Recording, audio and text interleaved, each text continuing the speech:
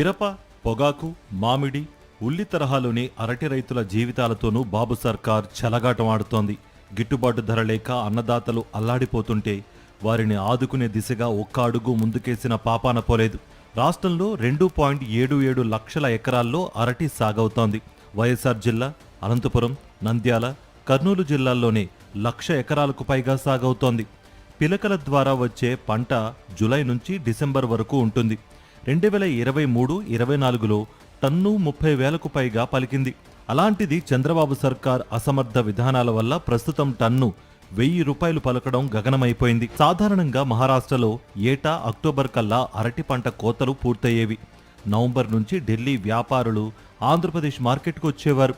ఈసారి మహారాష్ట్రలో సాగు విస్తీర్ణం పెరగడం వలన కోతలు ఇంకా కొనసాగుతున్నాయి.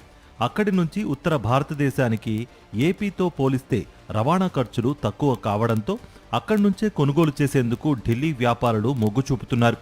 సరిగ్గా ఇదే సమయంలో మన రాష్ట్రంలో, మరీ ముఖ్యంగా రాయలసీమ ప్రాంతంలో పిలక ద్వారా వచ్చే రెండో పంట కోతకొచ్చింది. ధరల పతనాన్ని ముందుగానే పసిగట్టిన అధికారులు ప్రభుత్వాన్ని అప్రమత్తం చేసినా పట్టించుకున్న పాపాన పోలేదు. ఫలితంగా అక్టోబర్ 2వ వారం వరకు కిలో 8 నుంచి 10 వరకు పలికిన ధర ఆ తర్వాత క్రమేపీ క్షీణించి రూపాయికి దిగజారింది. వైఎస్ జగన్ హయాంలో కరోనా విపత్తు వేళ కూడా ఇదే రీతిలో ధరలు పతనమవుతున్న సందర్భంలో ప్రభుత్వం జోక్యం చేసుకుని అరటి రైతుల నుంచి కనీస మద్దతు ధరకు కొని అండగా నిలిచింది. ఈ విధంగా దాదాపు 16,000 టన్నులకు పైగా అరటిని కొనుగోలు చేసి సబ్సిడీ ధరపై వినియోగదారులకు అందజేసింది. ప్రస్తుతం కిలో రూపాయికి కొనేవాడు లేకపోవడంతో రైతులు అరటి తోటలను తమ చేతులతోనే నేల కూల్చేస్తుంటే సీఎం చంద్రబాబు కనీసం మానవత్వం చూపడం లేదు. కేవలం మొక్కుబడి సమీక్షలతో సరిపెడుతున్నారు.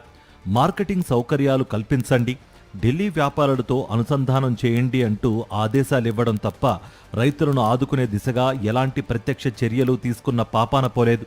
చేతులు కాలాక ఆకులు పట్టుకున్న చందంగా ఇప్పుడు ఢిల్లీ వ్యాపారులతో ట్రేడర్స్ మీట్ అంటూ హంగామా చేస్తున్నారు సీఎం చంద్రబాబు.